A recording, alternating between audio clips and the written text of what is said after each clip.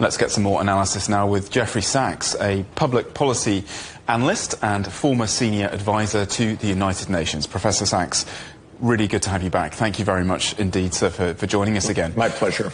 Well, Wang Yi saying, of course, that the international stage in the 21st century should no longer see the replay of what he called old scripts from the 19th century. I mean, with the Iran conflict widening every day, there are seriously concerning echoes, are there not, from the past reverberating today? What the foreign minister put forward is very mature and very sincere and very important, but it is not the United States situation. The U.S. is militaristic, imperialistic, and fighting wars of choice across the Americas and the Middle East. And it is extremely dangerous what is happening. The U.S. is not listening to talk about cooperation. It is looking for conquest. And it is looking for conquest in Iran, which would be a devastating reality if that came about, because it would mean crushing a civilization that is ancient, that is proud, and that has 100 million people in it, and that is a crucial point geographically in the world, a pivot in the world.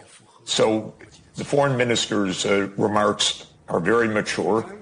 They would lead to world peace, but the United States is acting in a blatantly imperialistic and expansionist way. And you say the United States is not listening, but Wang Yi said that China and the US cannot change each other, but they can change the way that they interact. I mean, how could that be possible now? How do they do that?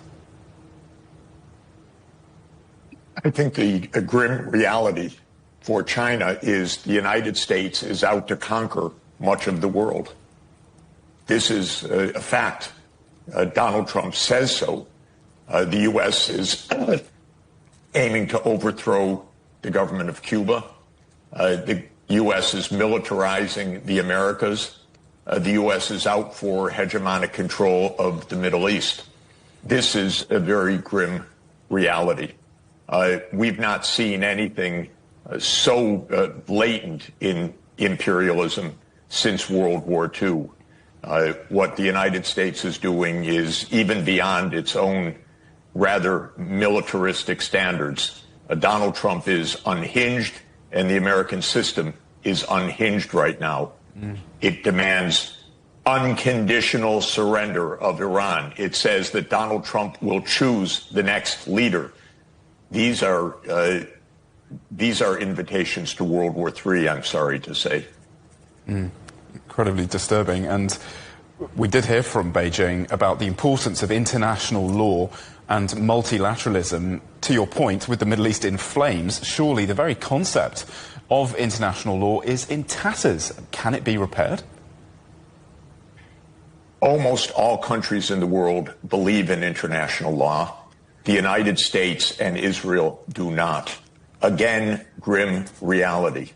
The U.S. has said openly that it is completely disdainful of the UN, that the UN is worthless, that it is useless, that it is international law is a nicety. This is the language of pure imperialism.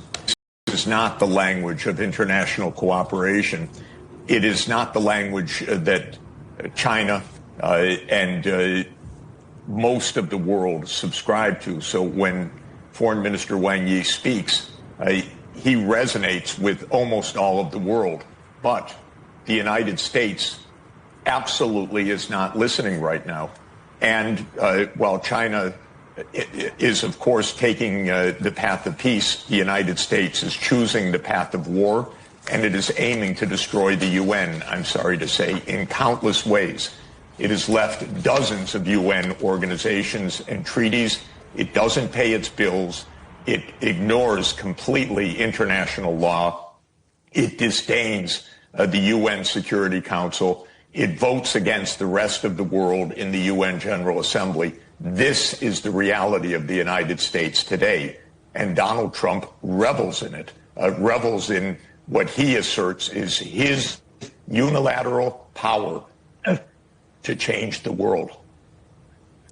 A sobering message, Professor Sachs. Thank you very much indeed for your insights. As ever, we're very grateful. Jeffrey Sachs, a public policy analyst, former senior advisor to the United Nations.